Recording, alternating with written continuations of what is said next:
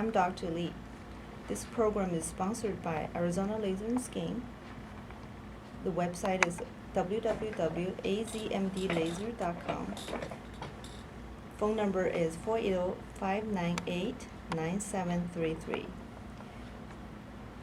And this is Kurt Wilhelm, the co-host here on Ageless Living, and we welcome you to the show. And we appreciate Dr. Lee and all the wisdom that she'll be providing. We're also going to be joined by Dr. Robledo, who is a co-owner in Arizona Laser and Skin, which is not just a med spa. They actually are cosmetic surgery as well. And Dr. Robledo does a lot of that cosmetic surgery. We're going to be talking about a few different subjects today, one of which is going to be supplementation, including fish oil. And that sometimes just taking a supplement and reading the label and saying, wow, this must be great for omega-3 oils, and my skin will look great, my prostate's going to be amazing, and everything's going to be better. Sometimes there's downsides. Absolutely, Kurt. Actually, this was in the news 3 days ago. The new study showed a link between blood level of omega-3, which is most people consider from fish oil.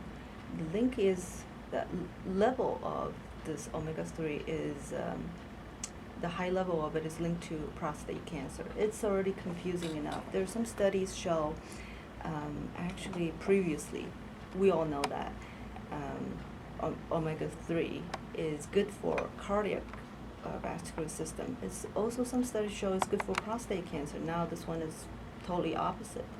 So what should we do? What do we do in this confusion? Dr. Robledo, you want to shine some light on this?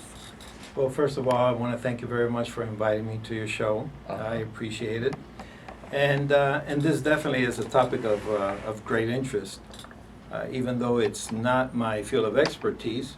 But as a man and interested in anything that has to do with the prostate, I'm just as interested as any other, of your audience in the current debate about whether omega fatty acids are good for you or not. My thought on that is, it's a funny thing. First of all, the omega-3 fatty acids are essential fatty acids. That means we need to ingest them, but we cannot produce them.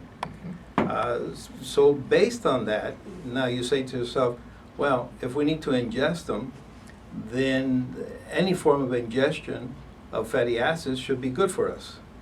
Well, apparently it's not the case. For some reason, they find that the supplements that are artificially produced are probably not as good for us as we used to think they were. I was thinking about that. The whole knowledge of fish oil is good for us. Where did that come from? From people who are eating more fish. So from there, we extract fish oil, thinking, well, since not everybody's able to eat fish all the time, let's just take this supplement. But are we missing something there, maybe? Correct. It's funny.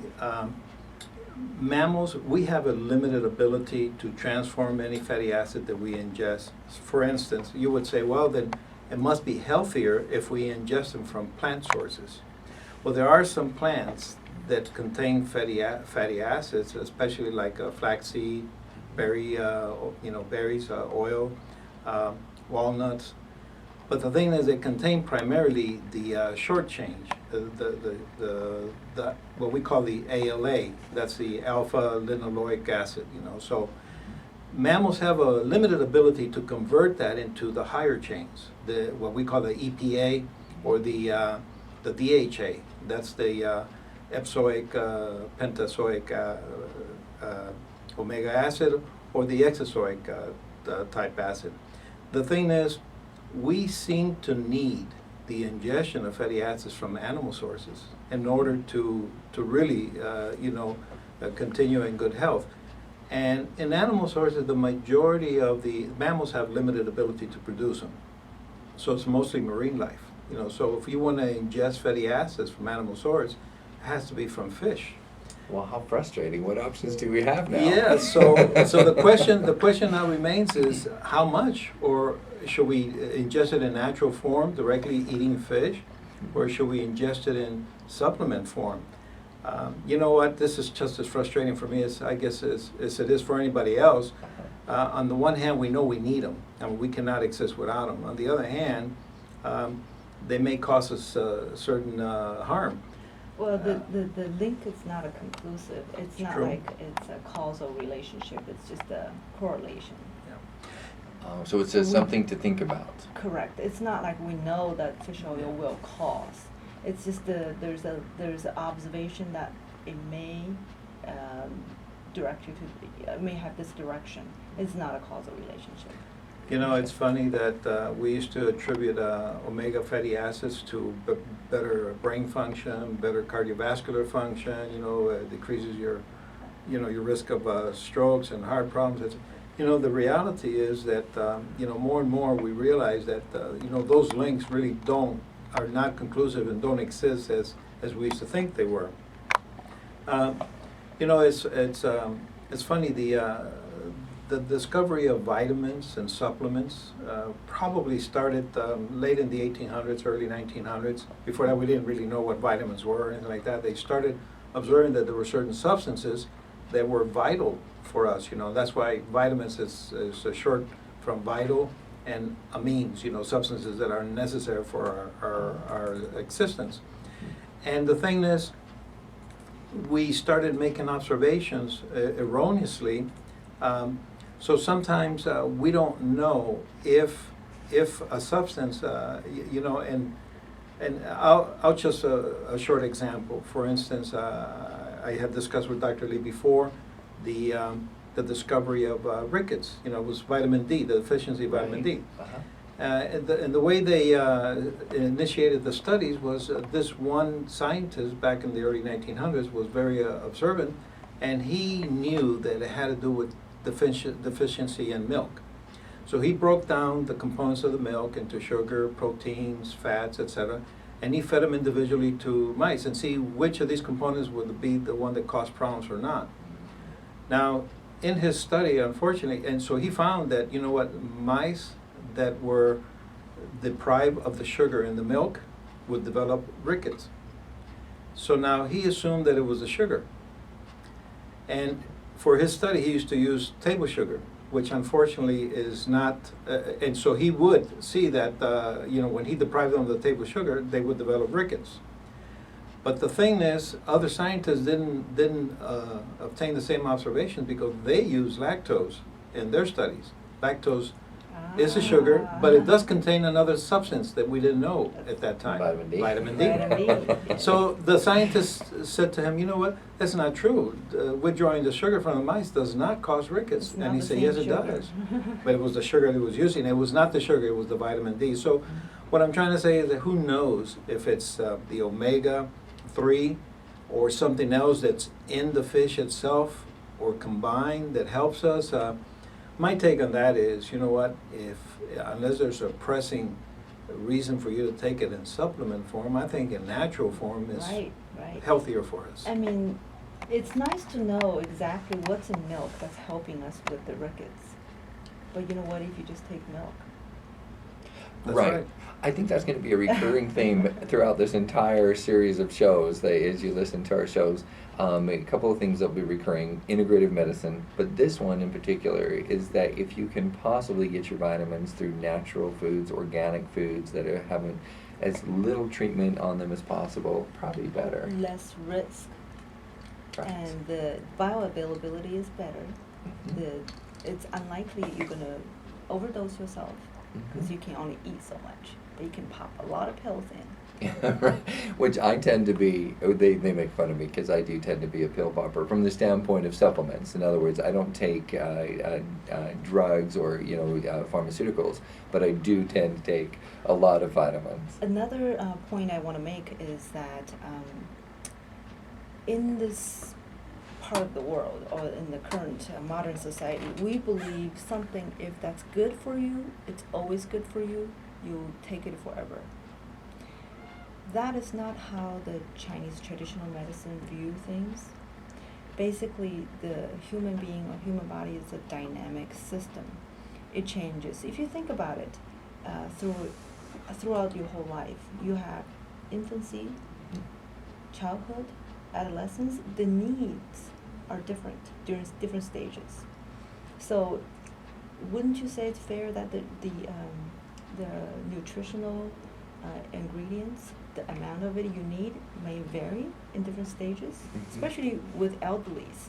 You can easily overdose them with supplements. It's really true.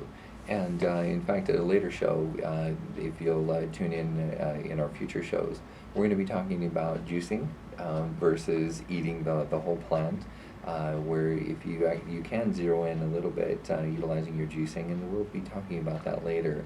But having a really big leafy green and lots of other types of color salad, that's a really good idea as well. And then maybe put some salmon or some kind of fish in there while you're at it. You know, my impression is that as time goes by, we're gonna redefine what a balanced diet is. You know, traditionally you say you have to eat, some meat, some vegetables, some dairy products, but the quantity of each group is what's been changing over the years. I agree. I think we need a certain amount of animal products like fish, only because, as I mentioned before, we have a limited ability to produce certain essential fatty acids or amino acids, and you need them from animal source. But like, for instance, you can limit that amount. For instance, salmon has a good source of omega fatty acids, but instead of 2 or 3 times a week, maybe only once a week. Sure. You know, or a little less often. I'm not sure 2-3 times a week is too much, though. Well, see, that's the thing. We don't know nowadays what's too much and what's See, not. in this article, it did Mhm. say the level of omega-3 fatty acid, the amount of it is equivalent to 2-3 portions of salmon a week. So Exactly. you take that per That- day, it might be but that that's much. a presumption. Exactly. Okay. You know, they did not study how people ate, their diet, Mhm. how many portions of salmon they had. All they did was measuring the level of this chemical. Where is the chemical from? Well, they presume it's from your diet. Could it be from other source? It could. Very good point. And we are coming in about 1 minute to break. I can hear that Dr. Robledo wanted to make a comment, and I had one quick question. We're going to try to fit it in 60 seconds. No, I said the comment, what I would really want to emphasize is, I think what you said a little earlier, and that is, if you can obtain your nutrients from fresh, direct sources, it's much better than artificial supplements. Absolutely. One of the things that a fish gets a bad name for is potentially having mercury in it. Would you recommend staying with fresh water fish as opposed to? You know what? It's true. And that's only becomes an issue if you're pregnant or if you eat more than twice a week. Okay. Otherwise, a fish that's safe with low levels, almost no mercury at all, is salmon, for instance.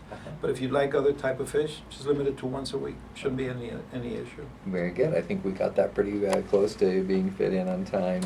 Dr. Lee, were there any parting comments before we wrap up the segment? Well, we are, if you have any questions, like I said, email us at tonglee.md@gmail.com and check our website at www.azmdlaser.com. We'll be right back. And again, thanks for tuning in to Ageless Living here on Voice America. This is Kurt Wilhelm, your co-host of Ageless Living. Thank you, Dr. Lee, for all your great input, and also thank you, Dr. Robledo. Thank you for inviting me. You're so welcome. And also, stay tuned, because just right after the break, we're going to be coming back with some amazing information that you don't want to be without. Thank you so much.